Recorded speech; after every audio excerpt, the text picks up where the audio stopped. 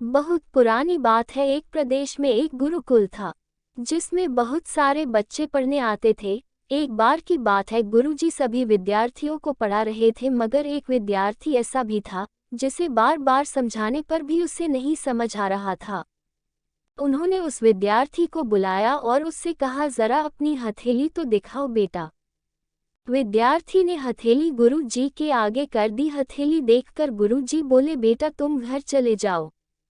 गुरुकुल में रहकर अपना समय बर्बाद मत करो, तुम्हारे भाग्य में विद्या नहीं है। विद्यार्थी ने पूछा, क्यों गुरुजी? गुरुजी ने कहा, तुम्हारे हाथ में विद्या की रेखा नहीं है। गुरुजी ने एक होशियार विद्यार्थी की हथेली उसे दिखाते हुए कहा, यह देखो, यह है विद्या की रेखा, यह तुम्हारे हाथ में नहीं है, इसलिए तुम समय नष्ट ना करो और घर चले जाओ और अपना कोई और काम देखो। यह सुनने के बाद उस विद्यार्थी ने अपने जेब से एक चाकू निकाला जिसका प्रयोग वह रोज सुबह अपनी दातुन काटने के लिए करता था। उस चाकू से उसने अपनी हाथ में एक गहरी लकीर बना दी।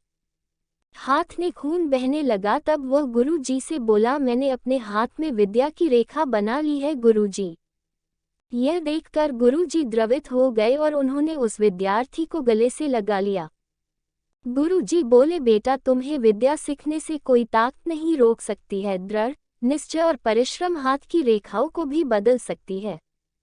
दोस्तों, वह विद्यार्थी आगे चलकर महर्षि पाणिनि के नाम से प्रसिद्ध हुए, जिन्होंने विश्व प्रसिद्ध व्याकरण अष्टाध्यायी की रचना की है। इतनी सदियां बीत जाने के बाद भी आज 2700 वर्षों बाद भी विश्व की किसी भी भाषा में ऐसा उत्कृष्ट और पूर्ण व्याख्या का ग्रंथ अब तक नहीं बना। तो दोस्तों, इस कहानी की शिक्षा ये है कि लोग चाहे जो भी बोले, हम हर एक को गलत साबित करते हुए अपनी लगन और कठिन परिश्रम के दम पर जो चाहे वो सब कुछ हासिल कर सकते हैं।